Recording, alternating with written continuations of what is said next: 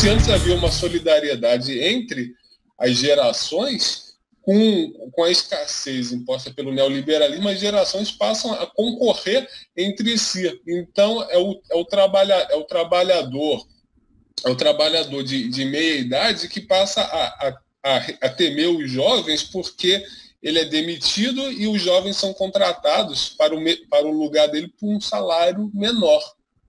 Então, isso acirra esse tensionamento entre as gerações e rompe com aquele pacto de solidariedade que havia no estado de bem-estar social. Por isso que hoje é tão importante para os ultraliberais no Brasil acabar com o regime de repartição da Previdência Social, porque o regime de repartição ele supõe uma solidariedade entre as gerações. As gerações mais jovens que estão trabalhando financiam a Seguridade Social, as aposentadorias dos mais velhos ou dos inválidos. E ao passo que eles pretendem impor a capitalização, que a capitalização rompe completamente qualquer pacto geracional. É cada um por si. O indivíduo vai recolher na sua velhice aquilo que ele contribuiu ao longo da vida. E esse regime de capitalização, ele reduz essa solidariedade entre as gerações, ele estilhaça o tecido social. Por isso é tão importante trocar a repartição pela capitalização.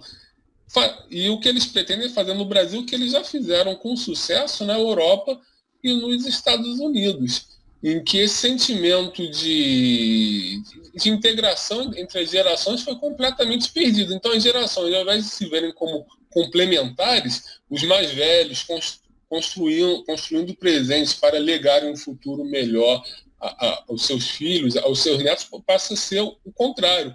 Os mais velhos e os mais jovens são colocados para disputar entre si os recursos escassos que o mercado oferece. Muito interessante essa perspectiva que você traz, Felipe. Eu já tinha notado essa questão quando teve a eleição da França, da importância que teve para a vitória do Macron, ele ser o candidato do euro, né? O candidato do euro, da moeda forte, e os aposentados falam, não, ele é a garantia da manutenção do valor da minha aposentadoria, em que você consegue pegar os aposentados e torná-los sócios do rentismo, sócios do monetarismo.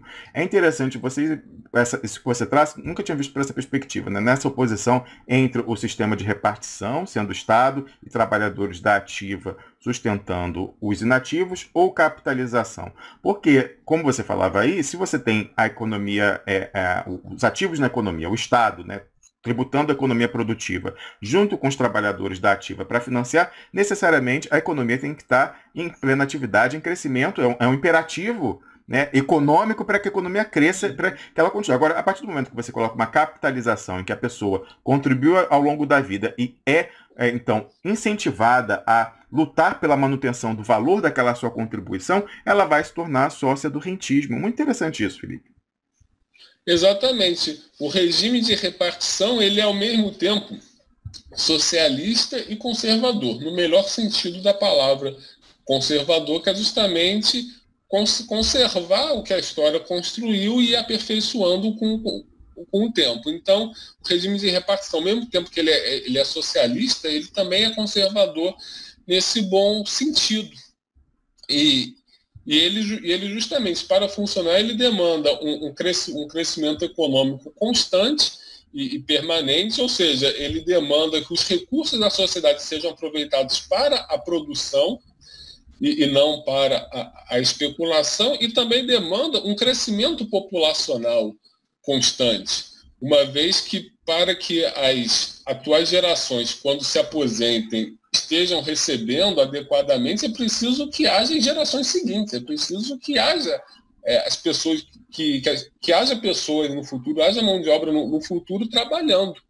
E é preciso que haja o pleno emprego, é preciso que essas pessoas estejam empregadas no mercado formal de modo a contribuírem. Então, o regime de repartição ele é ao mesmo tempo socialista, conservador no bom sentido e desenvolvimentista também, né? Ele demanda o desenvolvimento constante, um crescimento constante do produto e da população para que a seguridade social, o bem-estar se efetive.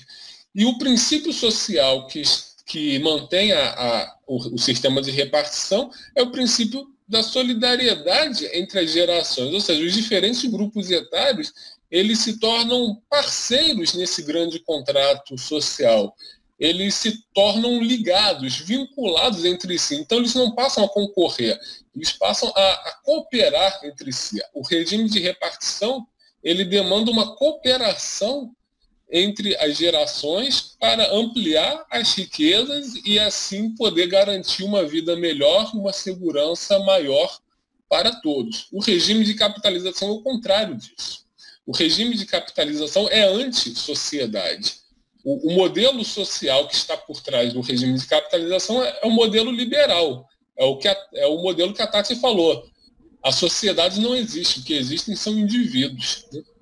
É esse princípio que norteia o regime de capitalização. Os vínculos coletivos, os vínculos de solidariedade entre as pessoas são completamente ignorados e desprezados, são tratorados. A única coisa que importa é o indivíduo e sua capacidade de contribuir. Se contribuiu mais, vai receber mais. Se contribuiu menos, vai receber menos. E as relações deles com os seus antecessores, com os seus sucessores, a relação deles com os seus pares, isso não vem ao caso para o regime de capitalização. O regime de capitalização consagra o indivíduo atomístico da teoria liberal. Ao passo que o regime de repartição ele consagra a sociedade como o principal agente coletivo e consagra a solidariedade entre as pessoas e entre as gerações como princípio de organização da segurança social. Então, nessa disputa entre o regime de repartição e o regime de capitalização na Previdência, não é só uma questão econômica, não é só um conflito econômico que está colocado, é também um conflito de concepção de sociedade.